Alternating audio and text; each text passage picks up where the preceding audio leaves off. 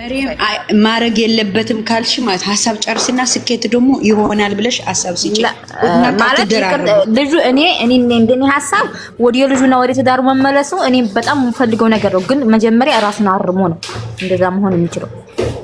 ጥፋቱን አምኖ ይቅርታ ጥፋቱን አምኖ ሙሉ ለሙሉ ጥፋቱን አምኖ ልጁን ቢያሳድግና በሰላም ቢያሳድጉ ተኔ በላይ ደስ ይላል። ሁላችንም የሩታ ፋሚሊ ደስተኛ ነው የምንሆነው። ለምን አባትና እናትን ጥቅሙን በጣም ስለምናቅ ስነ ስርዓት ያደግን ስለሆነ እንደዚህ ባለዮች ስላልሆን ጥፋታቸውን አርመው ሁለታቸውን ተማምረው ወደ ሰላም መጥተው ልጆቻቸውን ባንድ ቢያሳድጉ ቤታቸውን ደስ ቢመሰርቱ በጣም ደስ ይለናል። እንደ ሴት እንደ መልካም ሴት ወይንም እንደ እህት ቢያስባል። ግን መጀመሪያ መደረግ ያለበት ይደረጋል። በይቅርታ ማለት ይቅርታ መጠየቅ አለበት። በጣም ሰባብሯት ያለፈው አንደኛ ይቅርታ ይጠይቃው ወዲ ላይ ፈተገባ የሴቷ ህይወት እየተዋረደ ነው ማለት ነው። ይሄንን አርጎ እኔ አልደግፍሽም። ለምን መጥተህ አንድ ጊዜ መናገር ይቻላል። አስተያየት ከሆነ ማለት ነው። እኔም ራሱ ምለው ተቃራኒ እንድንሆን ነው የምፈልገው። እንኳንም ተቃራኒ ያለ ስድብ ዜድ ነው ይታርጊ በቃ መታጠያላችሁ ነው ይያረጋችሁ ሐሳብ ለምሳሌ አሁን እንደ ይክራም እንደኔ ማለት ነው። ለምሳሌ ሩታና አብርሽ የሆነ ነገር ለምጣዱ ሲባል አይጧት ለፍ የሚባልም ነገር አለ። ምክንያቱም ከመሃል ላይ ሆኖ እናትና አባት የሚያስፈልገው ልጅ አለ። በአንድ ሆነው ይቅርታቸውን አርመው መቼም ያው ሰው በሀገራችን ባህል ተጋድሎ እንኳን እኮ ይታረቃል አይደል? አባት የሆነ ሰው ተጋድሎም ይታረቃል። አብርሽ ጥፋተኛ ነው። እኔ 100% ጥፋተኛ ነው። ምክንያቱም ብዙ ዋጋ ከፍላለች ሩታ። ግን አንደኛ በሱ ዙሪያ ያሉት አይታቸው ከሆነ ጓደኞቹ በሱ ይቀናሉ። በሁለታቸው ትዳር አብረው በመኖር በጣም የሚቀኑ ናቸው።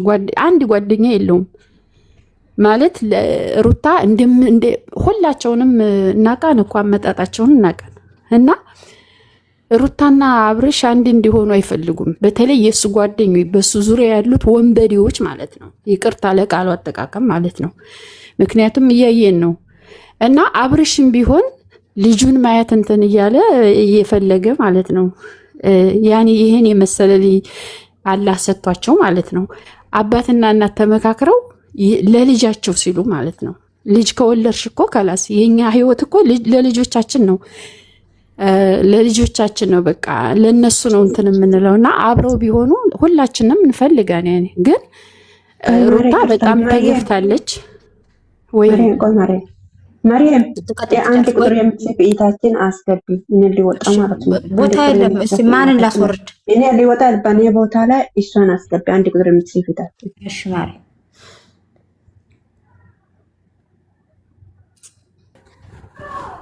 ሃይ ጋይስ ሃይ ሰማችሁ? ይሰማናል። ማርያም አውሪ እና ሹምክ ሰፈር አረጋችሁት እኮ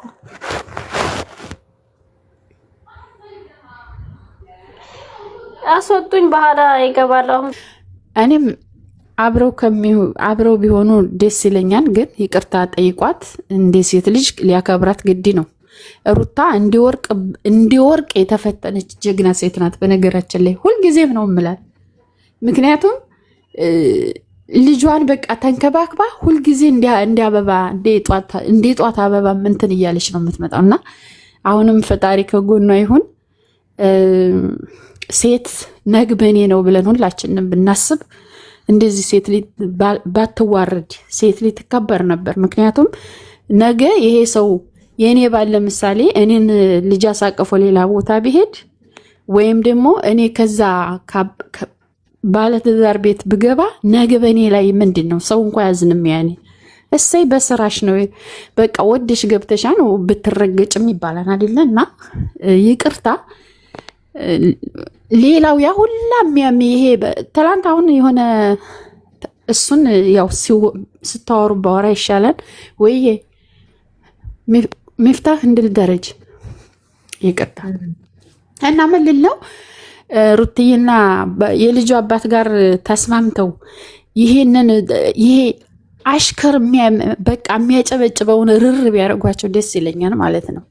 ምንም ቢሆን ለልጃቸው ሲሉ ማለት ለልጃቸው ሲሉ አንድ ቢሆኑ መልካም ነው ብዬ አስባለሁ። እሱም ደግሞ አላህ ያረጋቸዋል በእውነት ያን ማለት ግን ሩትዬ አሁንም ደግሞዋለሁ እንደ ወርቅ በሳት የተፈተነች ልጅ ናት ብል ማካበድ አይሆንም። ያኔ ጀግና ናት፣ በቃ የሴቶች አራያ ናት። ያኔ አሁን እኮ የሆነች ሴት ማለቴ በሁላችንም ቤት ቢሆን ማንም ሴት እኔ ባሌ ልጅ አሳቅፎ ቢሄድ ምን ያህል ነው ውስጥ የሚጎዳው? ያኔ የሱ ልጅ ታቅፌ እሱ የማንም ሴት ጋር አብሮ እያየሁት ምን ያህል ነው ልባችን የሚጎዳው? ሴቶች ነን እንተዋወቃን አይደለም? ቢያንስ ይችሊ ከቤት ተቀምጣለች አይደል? ልጁን እያሳደገች ይሄንን ህመም እኛ አሁን የምንሰርባቸው ለምንድን ነው በሷ ቦታ ሆነው ይሄንን ህመም መረዳት የማይችሉት? ሴት በሴት እንዴት ይጨክናል? እሺ በሷ ሲጨክኑ ይሄ 8 ወር ያልሞላው ልጅ አያሳዝንም ወይ? የአባቱን ሽታ የአባቱን እቅፍ እንዴት በቃ አለ አይደለም መሀል ላይ ገብተው እንዴት ጨከኑበት በልጁ በታዳጊው ልጅ ማለት ነው። እና ሰዎች ቆም ብለን ብናስብ መልካም ነው። ግዴታ ትምህርት ቤት ፊደል መቁጠር የለብንም።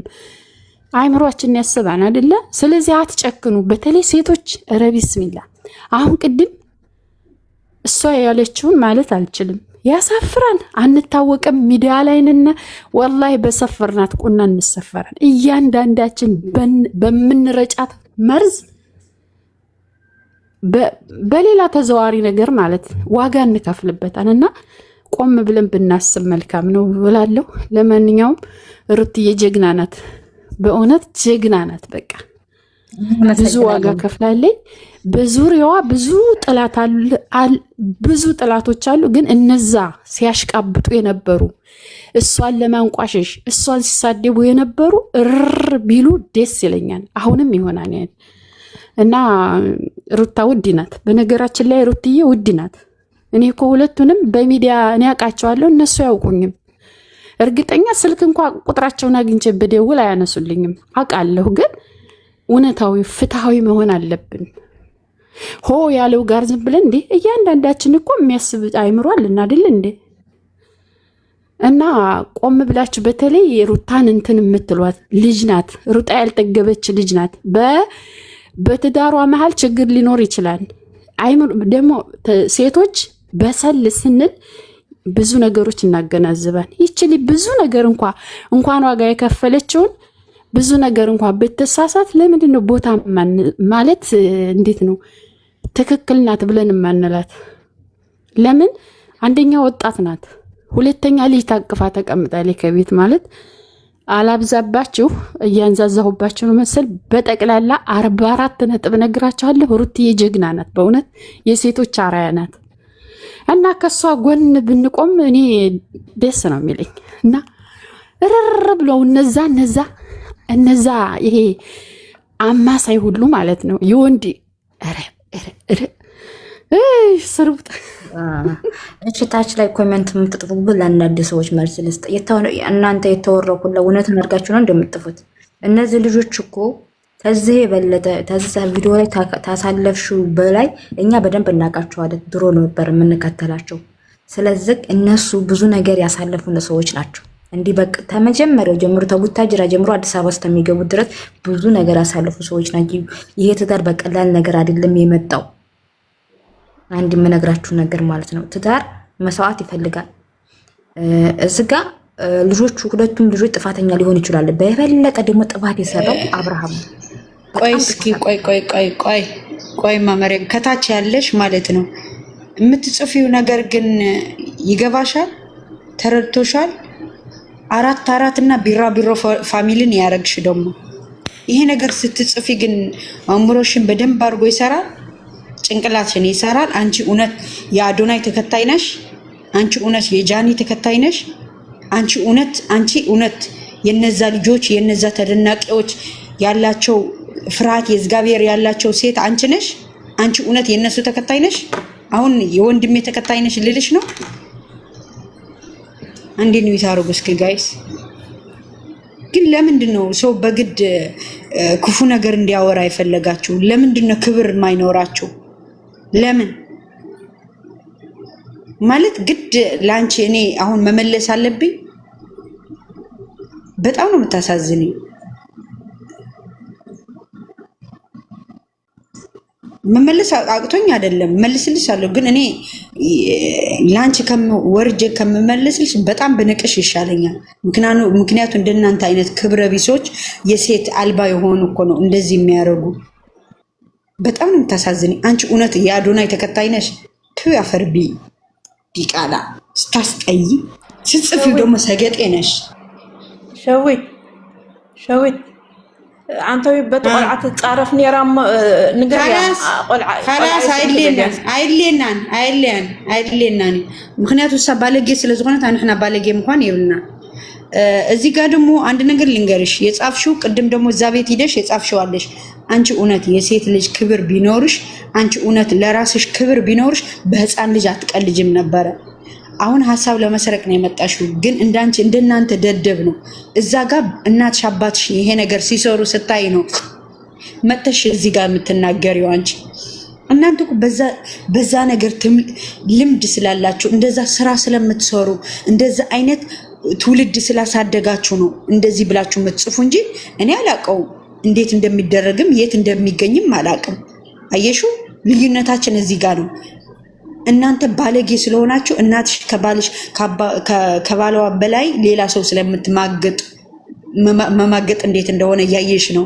አየሹ እዚህ ጋር ነው ልዩነታችን። እኛ ግን ስለማንወደው ወንድ ብትሆኚ ኖሮ ሂደሽ ትቃወሚ ነበረ። ይድፋሽ ከልብ በጎች። በግ እንኳን ለራሱ በግ ይለያያል። የይሁዳ በግና የፈጣሪ በግ ልዩነት አለው። እናንተ እኮ ልክ የይሁዳዎች ናቸው። ይድፋችሁ። በእናንተ ምክንያት ያልሆነ ወንጀል እንገባለን። እናንተስ በአንድ መብረቅ ቢመታችሁ ነበረ ጥሩ። ከርፋፋ ልጅ አያሳቅፍሽ መድኃኒዓለም።